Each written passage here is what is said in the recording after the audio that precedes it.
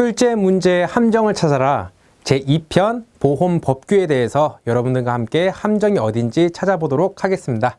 41번입니다. 보험중개사는 보험회사 혹은 대리점에 소속되어 보험계약 체결을 중개한다 나와 있는데요. 보험 모집이 가능한 자가 4명이 있죠. 그 가능 대상자가 있는데요. 첫 번째가 보험 설계사, 두 번째가 보험 대리점, 세 번째가 여기 나와 있는 보험 중개사가 있고요. 마지막으로 네 번째가 보험회사의 임원이 있습니다. 그 임원 중에서도 대표이사라든지 사회이사, 감사위원은 제외된다는 것, 그 부분도 굉장히 중요하기 때문에 숙지해 두시고요. 여기서 키포인트는 그겁니다.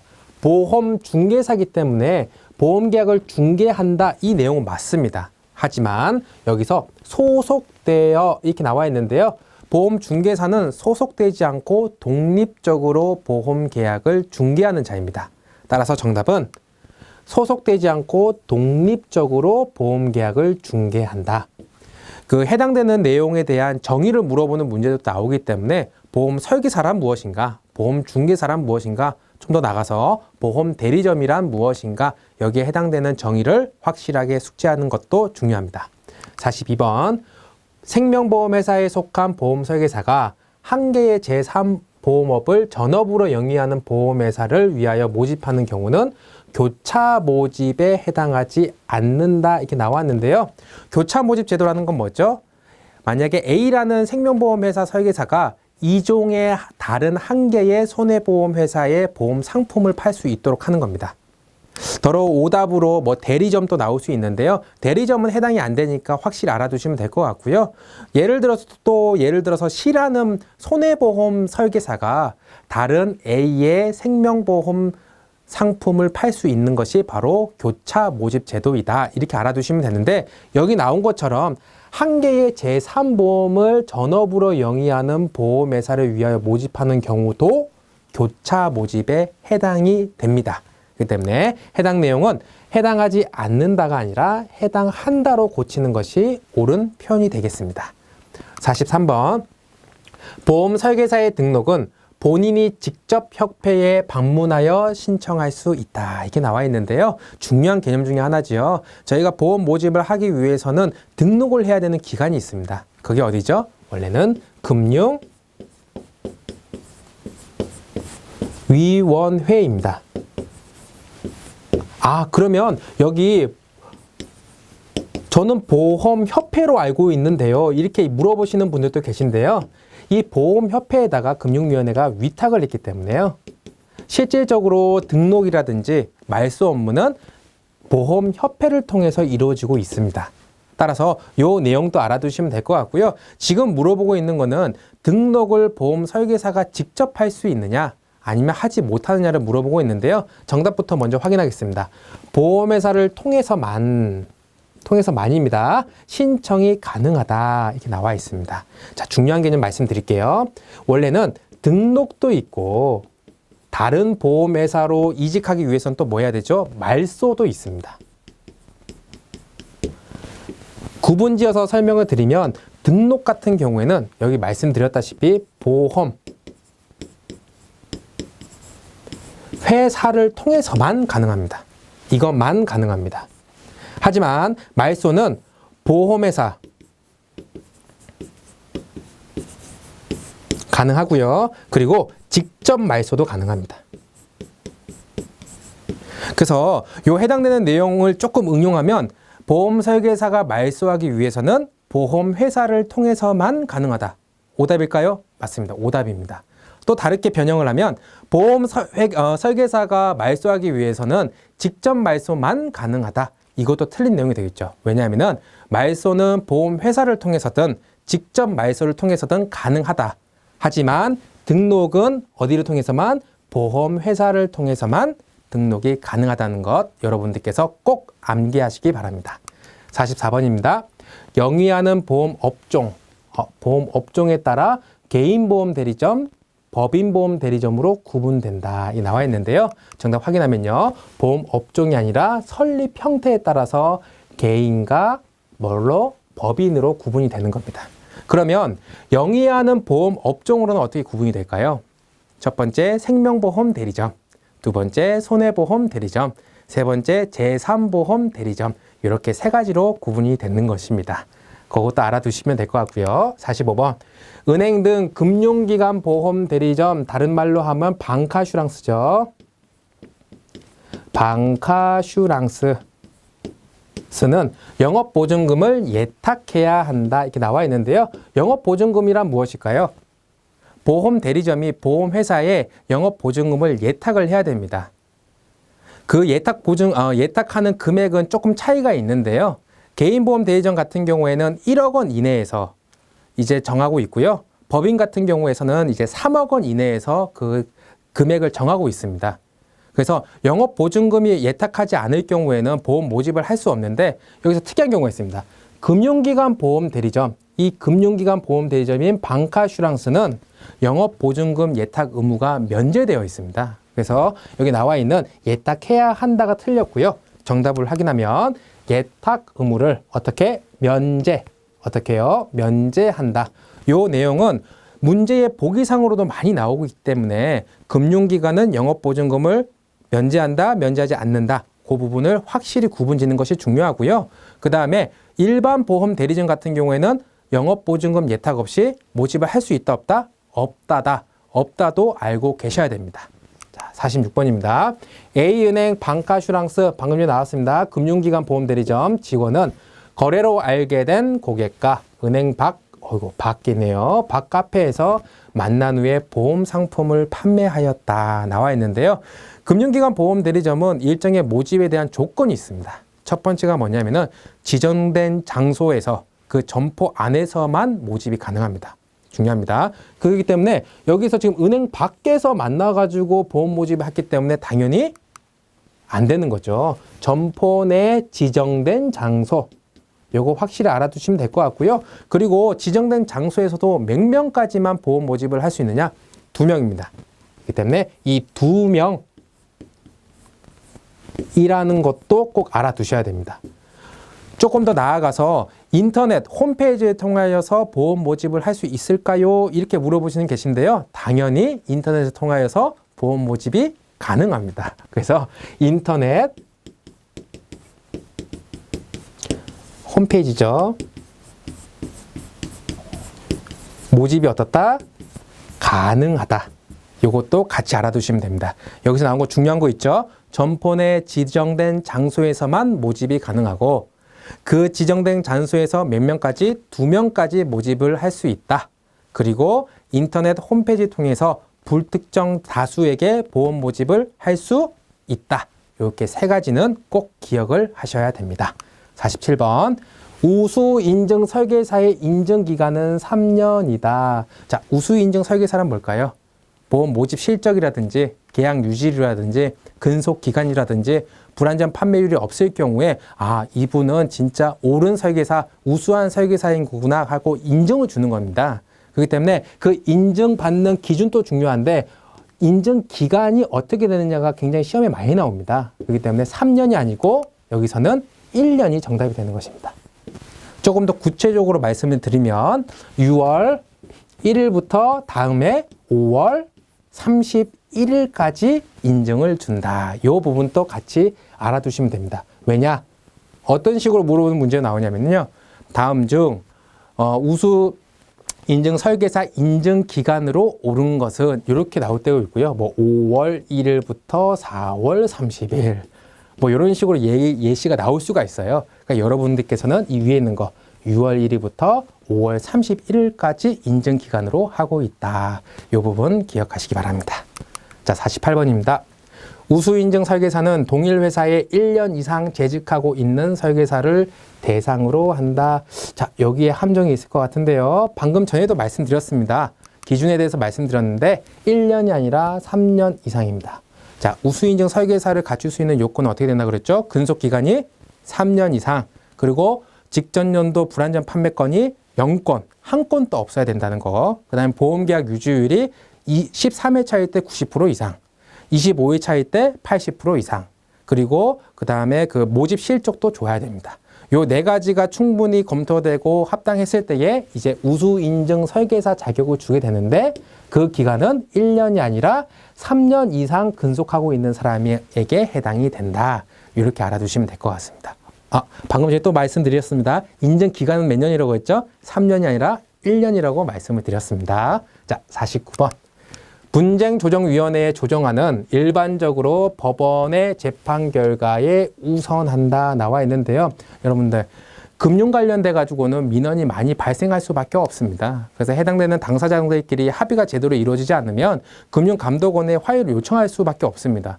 그러면 금융감독원은 확인을 한 다음에 그 합의를 공고하게 되는데요. 30일 안에 만약에 합의가 되지 않는 경우에는 이 사건을 분쟁조정위원회에 회부를 하게 됩니다. 그러면 분쟁조정위원회는 조정안을 언제까지 내놔야 되냐면은 60일 이내에 다시 내놓게 됩니다. 그리고 공고를 수락을 이게 요청을 하게 되는데, 만약에 이 두 당사자가 공고를 수락하게 되면 그 수락 자체는 재판상의 화해와도 동일한 위치를 갖게 되는 거죠. 근데 중요한 거는 다시 또 여기서 나오는 겁니다. 정답부터 확인하면요, 우선하지 않는다입니다. 만약에 금융기관 그 분쟁이 발생해가지고 존정위원회에 회부가 됐더라도 법원에 이미 그 제출되었다거나 소송이 되었다거나 아니면 그 중간에 만약에 소를 제기할 경우에는 그 분쟁위원회에 회부를 하지가 않습니다. 그래서 정확하게 하면 재판 결과에 우선하는 것이 아니라 재판 결과가 우선하게 된다. 이렇게 알아두시면 될 것 같습니다. 아시겠죠? 반드시 또 기억하셔야 되는 거 아까 말씀드렸습니다. 30일 안에, 요 30일이라는 단어도 중요하고요. 또 60일 안에, 그래서 요 분쟁조정위원회 얘기가 나오면 요 30일이라는 개념도 나오고요. 그리고 60일 이내라는 얘기도 나옵니다.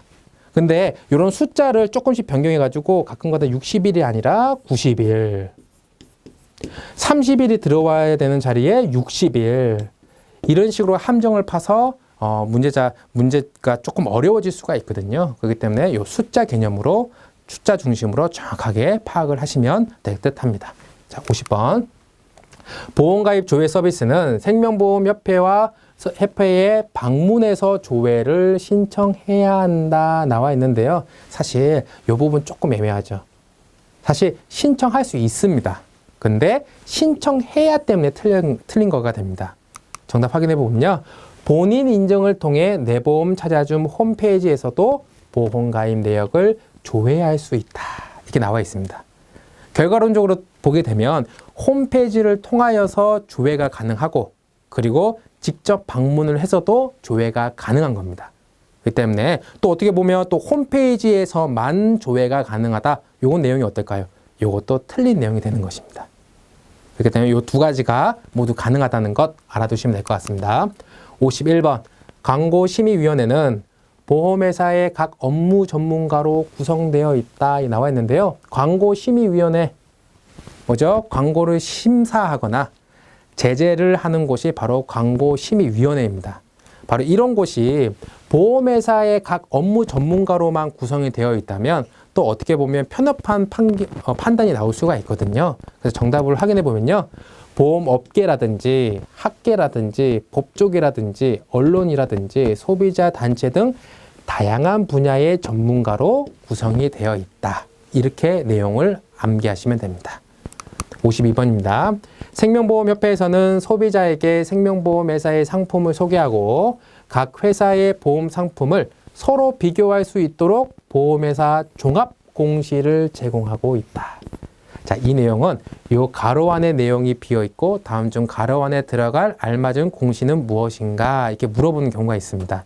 공시는 크게 세 가지로 나눠지게 되는데요. 첫 번째가 경영 공시입니다. 기업이 경영하는 거에 따라서 발표해야 되는 공시 사항들이 있거든요. 그것이 경영 공시고요. 두 번째가 상품 공시입니다. 상품에 대한 내용이 되겠죠. 세 번째가 보험협회에서 주관하는 비교 공시입니다.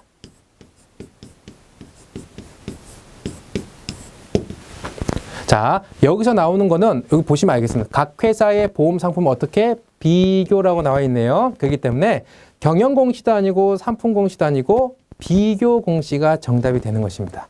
확인해 보도록 하겠습니다. 생명보험 상품 비교 공시입니다. 자, 여기서 또 중요한 내용 하나 말씀드리겠습니다. 비교 공시는 생명보험 회사에서도 가능하다? 이것은 틀립니다. 왜냐하면은 생명보험회사의 만약에 보험 상품이라든지 다른 회사의 보험 상품을 비교했을 때 본인 상품을 유리하게 해석할 수 있는 여지가 있기 때문에 생명보험회사에서는 비교 공시를 할 수가 없습니다. 그렇기 때문에 생명보험회사의 비교 공시는 어디서 주관하냐면 바로 여기서 생명보험협회에서 하는 겁니다. 요 내용도 보기 중 내용으로 자주 나오는 부분이기 때문에 숙지하시기 바랍니다. 53번입니다. 분기별 임시 결산 공시는 분기 결산일로부터 3개월 이내에 공시해야 하며 수시 공시는 공시사항을 발생 즉시 공시하는 것으로 공시일로부터 1년간 공시해야 한다. 자, 함정을 많이 설정할 수 있는 내용입니다. 어디에다가 요 3개월, 또 어딨죠? 여기 1년간. 요 기간에 대해서 함정을 놓고 있는데요. 정답 확인해 보면요. 3개월이 아니라 2개월 이내고요. 수시 공시 같은 경우에는 3년간 공시를 해야 됩니다. 앞서서 말씀을 드렸죠. 공시 중에서는 경영 공시가 있습니다. 기업의 경영 사항을 공시하는 내용인데 경영 공시에서도 결산받아 공시해야 되는 결산 공시가 있고요. 정기 공시입니다. 정기적으로 공시해야 되는 정기 공시가 있고요. 수시로 공시해야 되는 수시 공시가 있습니다. 그래서 제가 여기 적어보면요. 정기 공시가 있고요. 그 수시 공시가 있습니다. 정기 공시는 다시 두 가지로 나누는데 결산 공시가 있고요. 두 번째가 여기 나온 분기별 임시 결산 공시. 이렇게 있습니다. 정기 공시든 수시 공시든 요 해당되는 결산 시점이라든지 아니면 결산하고 나서 공시 기간을 물어보는 경우가 굉장히 많은데요. 일단은 가장 많이 나오는 부분이 여기 수시 공시 부분입니다. 언제 공시를 해야 되냐면 발생 즉시입니다. 즉시 공시를 해야 되고요. 몇 년간? 말씀드렸습니다. 3년간. 자, 이 결산 공시는 결산일로부터 3개월 이내에 결산을 해야 됩니다. 공시를 해야 됩니다. 분기별 임시 결산 공시는 나온 것처럼 2개월 이내입니다. 결산 공시는 3년간 공시를 해야 되고요. 분기별 임시 결산 공시는 다음번 임시 결산 때까지 공시를 해야 되는 겁니다. 그래서 딱 보면 조금 헷갈려 보이지만 경영 공시가 정기 공시와 수시 공시로 나눠지고 정기 공시는 다시 결산 공시와 분기별 임시 결산 공시로 나눠지는데 거기에 대해서 결산 시점은 결산 공시는 3개월 이내에 공시하고 3년간 공시를 해야 된다. 그리고 분기별 임시 결산 공시는 2개월 이내에 공시를 해야 된다. 또한 수시 공시는 발생 즉시 공시를 해야 되고 몇 년간? 3년간 공시해야 된다. 숫자 중심으로 암기하는 것이 꼭 필요한 내용이기 때문에 여러분들께서 짚고 넘어가셔야 됩니다. 54번입니다. 온라인 전용 보험, 단독 실손 의료보험, 자동차 보험, 보장성 저축성 보험 등 보험료 보장 내용 등 비교 공시하는 온라인 보험 슈퍼마켓을 보험마트라고 한다. 이렇게 나와 있습니다. 틀리시면 안 됩니다. 어떤 내용이죠? 보험 담화입니다. 해당되는 내용은 이렇게 가로를 주고 다음 중 가로 안에 들어갈 알맞은 내용은 무엇인가 물어보는 경우가 있습니다. 거기서 뭘로 고르셔야 되죠? 보험 담화. 보험 담화로 외우셔야 되는 겁니다. 55번 민원은 해당 회사에 대한 불만을 표시하는 거로 특정 산업에 대한 불신으로 당연히 연결되지 않는다가 아니라 연결된 개연성이 크다. 연결될 수 있다. 이렇게 하셔야 됩니다. 너무 쉽죠? 넘어가겠습니다.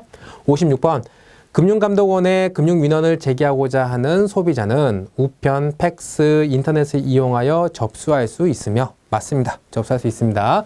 금융감독원을 직접 방문하여 접수할 수는 없다가 아니라 직접 방문 접수가 가능하다. 금융민원 같은 경우에는 한국소비자원이라든지 금융감독원이라든지 해당 금융기관에다가 저희가 진정할 수 있습니다. 그런데 가장 많이 대다수는 어디에다 하고 있냐면요. 바로 여기 금융감독원에 대다수의 금융민원이 제기되고 있습니다. 이 부분 또 알아두시면 좋을 것 같고요. 금융민원 중에서 가장 많이 차지하고 있는 것은 또 요 내용도 자주 나오기 때문에 보험금 산정과 지급, 그 내용도 자주 나오기 때문에 함께 알아두시면 됩니다. 다시 한번요. 보험민원이 가장 많이 제기되는 곳이 어디? 보험감독원이다. 그리고 보험감독원은 직접 방문 접수가 가능하고 또는 위에 나온 것처럼 팩스라든지 인터넷을 이용하여 접수가 가능하다. 이렇게 알아두시면 됩니다. 57번. 장애인을 피보험자 또는 수익자로 하는 장애인 전용 보장성 보험에 가입한 경우 가입한 보험료의 12%에 해당하는 금액을 세액공제 받을 수 있다. 자, 이제 세제 같은 경우로 이제 내용이 나왔는데요. 여기는 이제 보장성 보험료에 대한 세액공제입니다. 세액공제 금액도 나올 수 있고요. 또는 세액공제률도 나올 수가 있습니다. 지금 여기서의 함정은 요 세액공제율이 나왔는데요. 정답 확인해 보면 12%가 아니라 15%입니다. 그러면 12%인 경우는 언제죠? 바로 일반 보장성 보험입니다. 일반 보장성 보험은 세액 공제율이 몇 프로? 12%. 지방소득세 별도고요. 장애인 전용 보장성 보험은 몇 프로? 여기 나온 것처럼 15%입니다. 그러니까 혜택이 어디가 더 큰 거죠? 당연히 장애인 전용 보장성 보험이 혜택이 큰 겁니다. 또 여기서 중요한 개념이 하나 나오는데 보험 한도, 보험료 한도는 연간 100만 원으로 동일합니다. 그 때문에 가끔 가다가 보험료 한도도 장애인 전용 보장성 보험이 더 높다 이렇게 나올 수 있거든요. 하지만 여러분들께서 확실히 외워두셔야 됩니다. 둘 모두 100만 원 한도로 세액 공제율이 다른데 일반은 12%, 장애인 전용은 몇 프로? 15%다. 이렇게 알고 계셔야 됩니다. 58번. 상속 재산이 10억 원 초과 시 50%의 세율을 부과한다. 나와 있습니다. 자, 상속세라든지 증여세 동일합니다. 상속세나 증여세나 세율이 동일합니다.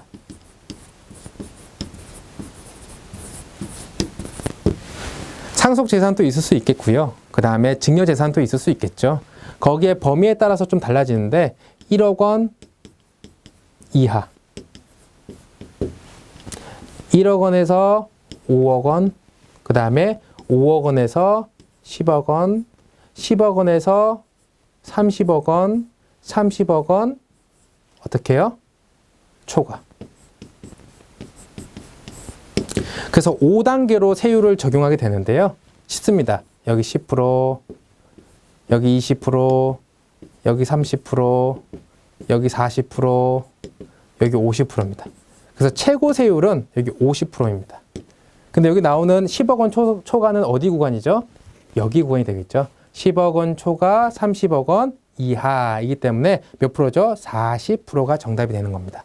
근데 여기가 맞다고 하면 이 부분이 많이 틀렸다. 그러면 30억 원 초과일 경우에는 50%의 세율을 부과할 수 있다. 이건 또 맞는 얘기고요. 정답 확인해 보면요. 여기 부분이네요. 10억 원이 아니라 30억 원 초과 시에 몇 프로? 50%의 세율을 적용할 수 있다. 이렇게 알아두시면 됩니다.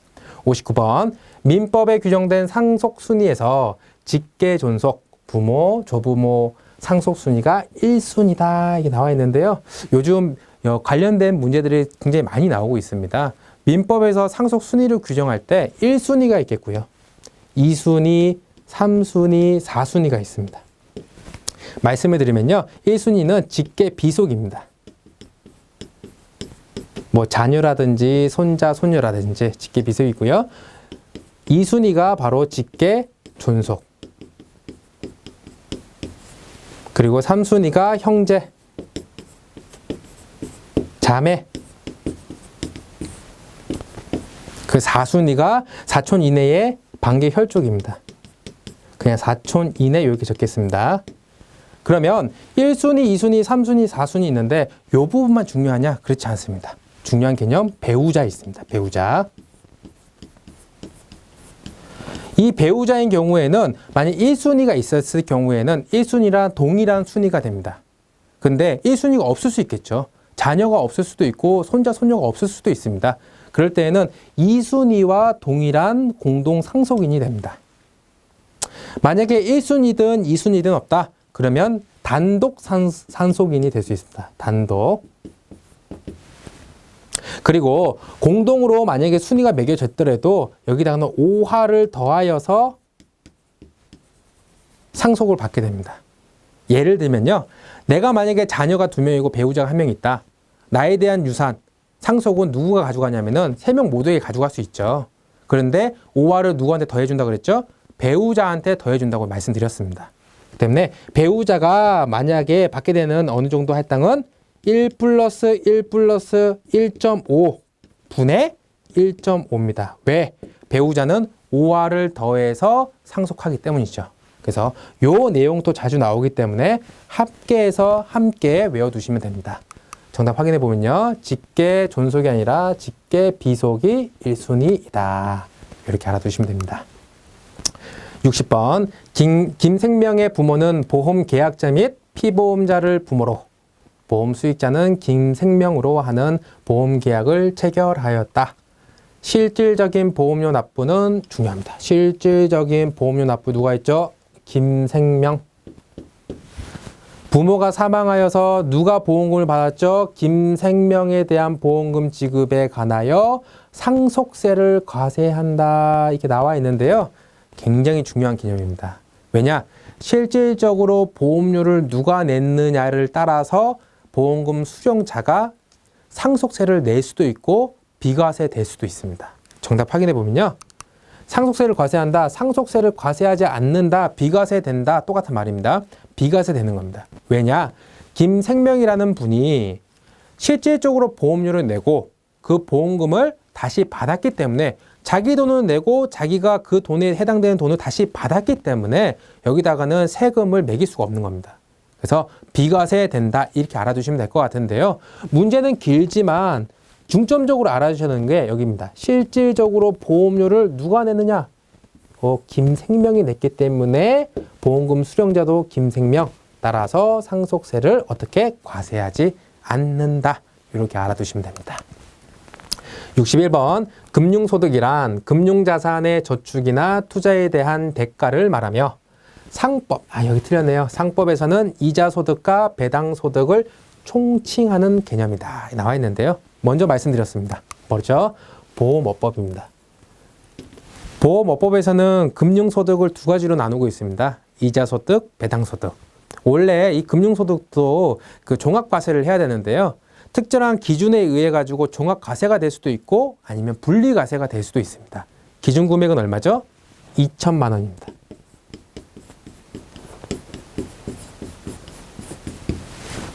기준은 개인별 금융소득 합계액으로 따지게 되는데 그 금액이 2천만 원을 초과했다. 그러면 종합과세합니다. 하지만 2천만 원보다 작다, 같거나 작다. 그러면 분리과세를 하게 됩니다. 분리과세. 일반적으로 이 분리과세 세율은 몇 프로? 14%입니다. 이 해당되는 한 가지 내용 중에서 굉장히 외울 것들이 많이 보이지만 중요한 개념입니다. 기준이 되는 금액이 얼마? 2천만 원이다. 2천만 원보다 작거나 같으면 분리과세를 선택할 수 있고 그 세율은 몇 프로? 14%입니다. 여기까지 함께 암기하셔야 됩니다. 62번 사망할 때까지 연금 수령하는 종신계약에 가입하여 70세 이상 80세 미만 수령 시 연금소득의 원천 징수세율은 5%이다. 함정이 많네요. 숫자가 70세도 나오고 80세도 나오고 5% 나오는데요. 어디에 있을까요? 확인해보면 5%가 아니고 4%가 되는 겁니다. 자, 그 나이 구간에 따라 가지고 조금 세율을 달리 매길 수 있는데요. 70세보다 이하, 70세 미만자, 그리고 70세에서 80세 미만, 그리고 80세 이상. 이렇게 세 가지로 나눌 수 있는데요. 70세 미만자는 5%. 이 구간은 4%. 이 구간은 3%가 되는 겁니다. 그렇기 때문에 원천징수세율은 5%다 아니고 4%가 정답이 되는데 여기서 중요한 개념은 뭐냐면은 위에 나와 있는 개념입니다. 연금 수령하는 종신계약에 가입하여 입니다. 연금 수령의 종신계약입니다. 종신계약은 일반적으로 4%의 과세를 매기거든요. 근데 여기가 70세 이상 80세 미만이 아니라 뭐 65세가 수령할 경우 그때 원래는 5%인데 4%랑 5%랑 뭐가 더 작죠? 4%가 더 작죠. 이럴 경우에는 4%를 세율을 매기게 되는 겁니다. 둘 중에 작은 세율을 매기게 된다는 것 여러분이 반드시 알고 넘어가시기 바랍니다. 63번 보험설계사가 지급받는 소득은 기타 소득에 해당된다. 보험설계사는 뭐죠? 개인사업자죠. 개인사업자는 어떤 소득? 사업소득을 내게 되는 겁니다. 그래서 기타 소득이 틀리고 바로 정답은 사업소득. 다음 중 보험설계사의 소득으로 맞는 것은 여러 가지 나올 수 있습니다. 당연히 헷갈리지 마시고요. 사업소득 이 부분을 암기하시기 바랍니다. 64번 연말정산 사업소득 금액은 해당 과세 기간에 지급한 사업소득 수익 금액의 경비공제율? 경비공제율을 곱하여 계산한다. 바로 확인해 보도록 하겠습니다. 경비공제율이 아니라 연말정산 사업소득의 소득률을 곱하여 계산한다. 이거 조금 어렵기 때문에 여러분들께서 암기가 좀 필요한데요.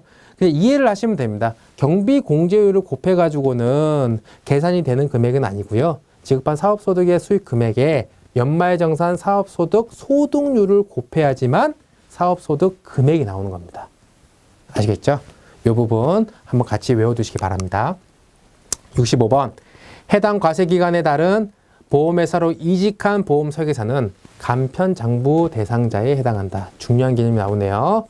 간편장부 대상자. 해당되는 사람 2명 있죠? 첫 번째, 신규로 사업을 진행한 사람. 그에 두 번째, 직경연도 수익 금액이 7,500만 원 미만인자.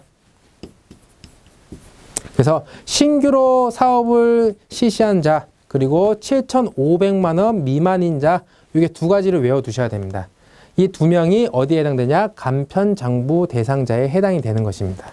그 때문에 요거 두 개 말고 위에 나와 있는 것처럼 다른 보험회사로 이직한 보험설계사가 간편장부 대상자이냐? 당연히 틀리게 되는 것이죠. 확인하면요. 해당한다가 아니라 해당하지 않는다가 정답이 되는 것입니다. 예, 이상으로 2편 보험 법규에 대해서 저와 함께 함정을 찾아봤고요. 다음 시간에는 제3편 생명보험에 대해서 어디 부분에 함정이 있는지 한번 찾아보도록 하겠습니다. 시청해 주셔서 감사드립니다.